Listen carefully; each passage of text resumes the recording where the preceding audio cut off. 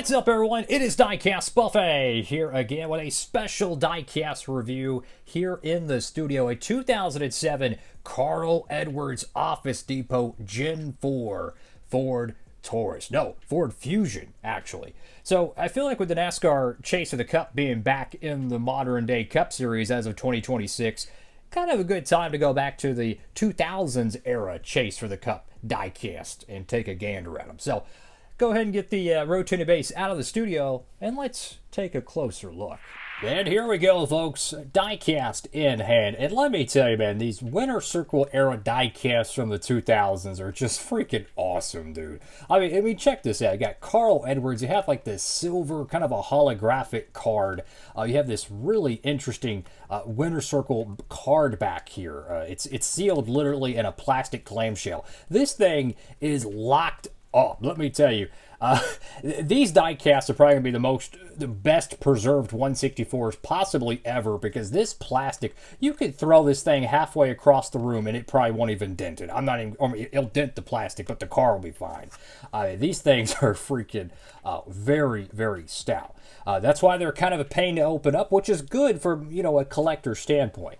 So you have Carl Edwards here. You have the number 99. You got the 99 once again, a little collectible card so you can display it maybe around your racetrack. We'll be taking a closer look at the card itself. You do have that Ford Fusion Gen 4 stock car. Beautiful stuff right there. The Office Depot livery.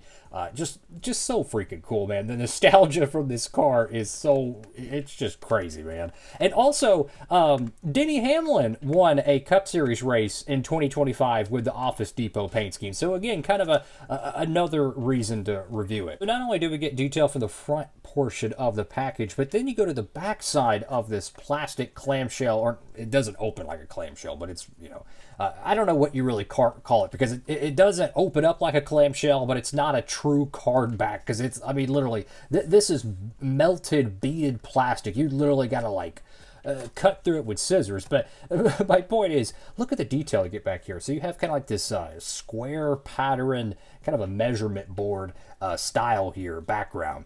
You have Carl Edwards. I like the font, by the way. You got Roush Fenway Racing.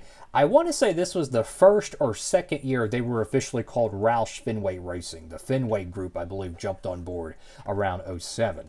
You have car number 99, manufacturer Ford, Team Roush Racing. Notice it says Roush Racing, Roush Fenway, so I'm not really sure there. Car owner Jack Roush, birthday August 15th, 1979, and from Columbia, Missouri. Fantastic stuff here. And this would be the packaging design they would use up till 2010 when they changed it up, but this was the new era, so to speak, of the packaging design, probably brought in since they were debuting the COT in 2007. So I'm going to go ahead and try to carefully open this up without absolutely obliterating the package. I'll be right back.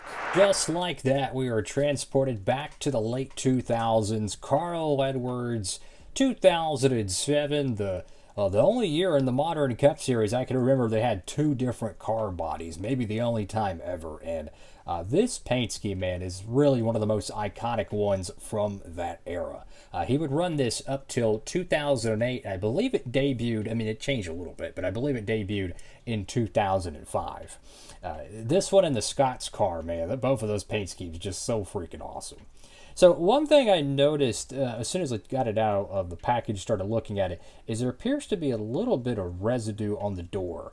And fortunately, it just wiped off, and there's some on the other side. So I don't know if this is something to do with, maybe it was when it was being put in the packaging, maybe someone had some dirt or grease or something. You could see it right there on top of the car. I'm not sure, but fortunately, it wasn't clear coated, so it was able to get off of the diecast. So let me tell you, getting this thing out of the packaging without absolutely just destroying it, it is a chore of itself. I'll show the whole packaging later in the video. Let me tell you, it's funny, the packaging says ages 4+. No. Just opening the car is going to take way higher than that, because it is to do it without destroying the packaging is a pain. And plastic's very sharp. So if you're a young fan, you're trying to open up one of these late 2000s diecasts, I mean, make sure you have supervision because the plastic is freaking sharp. So anyways, you got Office Depot right there on the hood of the Ford Fusion. You got the cowl flaps, which was a very iconic thing about the Gen 4 era. They would have the cowl flaps painted. This would carry on to the COTs, but I feel like it's more commonly recognized with the Gen 4s.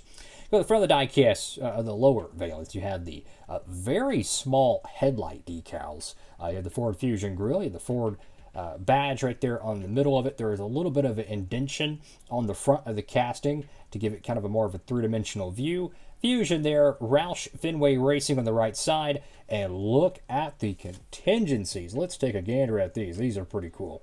So we got Moog, Comp, Edelbrock, Raybestos, Dow Chemical, Sunoco, Wix air filters, and Goodyear Gatorback. It is the same on both sides. Notice the red 99 right there on that headlight on the left side, and then the Roush logo is not on the headlight decal there. That's something Roush did for many years, and in fact, I want to say during the Kurt Busch Roush era, they actually put the Roush Racing logo right below where one of the hood pins were. So it was kind of a unique, logo placement. And then notice the lower grille panel with two fog lights. So definitely a different style front end compared to the Ford Fusion that was retired after '05. Go to the left side of the diecast here, and again, just such an iconic livery. The red and black and white '99 car, Office Depot on the side. I mean, Tony Stewart fans remember the Office Depot cars. Check this one out. You have Foray. I don't remember that one too much. You got Sherwin-Williams on the right rear panel of the door area. You have Ativa, I have no idea. Forgive me. Gillette Young Guns. Wow, that's a throwback right there, fellas. Got the Carl Edwards signature right there on the door panel. That is very sharp. Over to the B post, you have Ford Racing, I think that is, or Ford Fusion, Office Depot, Coca-Cola, and Ritz. Ironically enough, all three of those sponsors would carry over to Tony Stewart at some point. He had the Ritz car in the Nationwide series. He's always a Coca-Cola sponsored driver. I think ever since he was driving the 20 car, I believe he was. Then you had, of course, Office Depot. Got NASCAR race car right there. I like the little the design here, how it kind of rides up where the A post is. I like that, how it tapers off, and then the other one kind of goes to the B post. That's pretty sharp. NASCAR Nextel Cup Series, you have, well, what would be the Bud Pole Award logo, Commit, Autometer, Denso, Jessel, Stant, K&N, Jegs, Mac Tools, EA Sports, Clavite, 3M, DirecTV, USG, Mechanicswear, and Holly. I like the white and black Goodyear decal. That's pretty cool. Here's a look at your Goodyear tires on this diecast. Very, very sharp. We'll take a gander at the bottom of it here. You have the 2007 Ford Fusion. I'm not sure how much of a difference the 2006 model is to the 2007. I haven't personally looked, but I do know the '06 version is obviously very different than the '05 because they actually, changed the, went from Taurus to Fusion. And you got OfficeDepot.com right there on the back panel of the car. The giant Fusion decal. That is really freaking cool. Got that very sharp Gen 4 ducktail style spoiler. Got the white 99 on the right side, and then you have the Roush. No, I don't see a Roush logo there. Okay, notice one of the tail lights is a little bit more put on the side panel, and the other one is not. I think that's just how.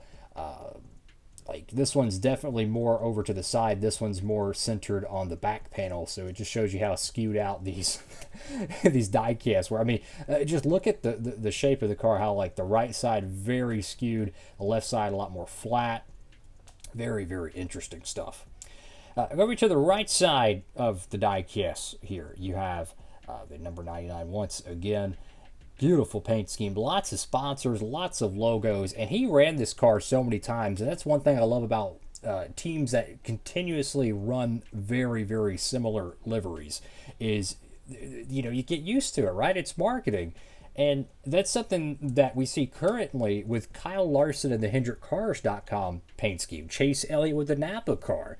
When you have, teams and drivers that run one sponsor the majority of the season, or I say majority, but 20-something races at least, that you really get a good idea of that kind of like etched in your brain, so to speak. Like when I think of Tony Stewart, I think of a orange number 20 car, right? A red 14 car. That's just how it is.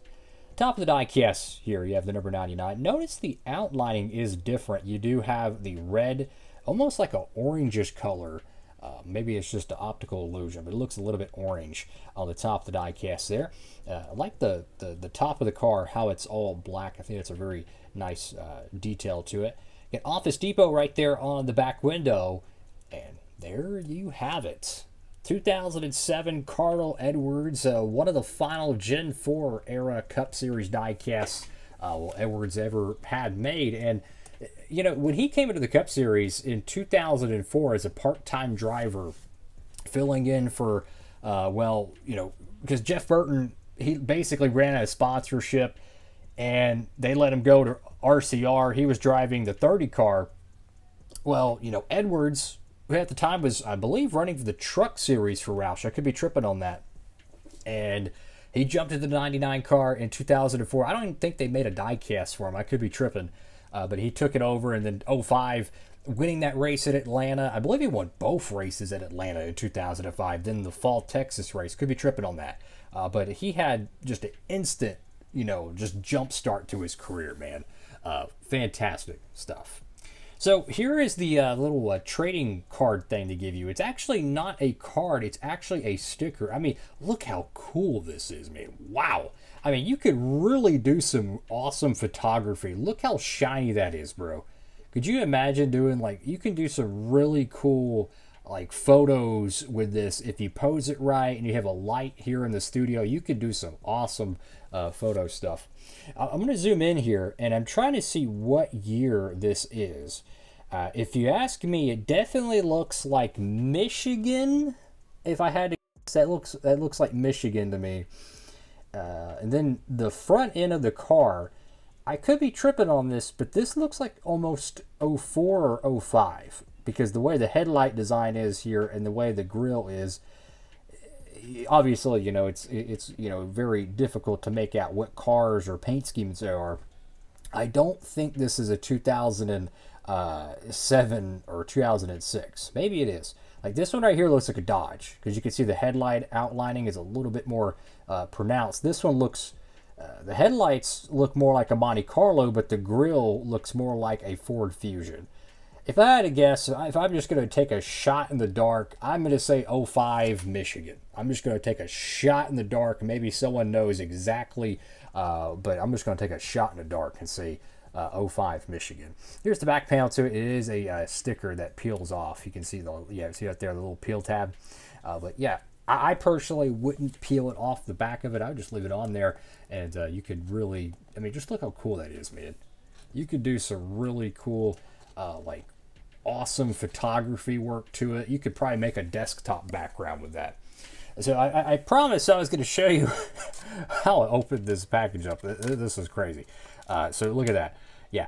Then you have to, there's a little bit of an edge around here. You're trying to, you know, take the car outside of it without destroying the packaging. Inevitably, you do get some tears. Look, these things were never designed to be opened up without destroying the packaging.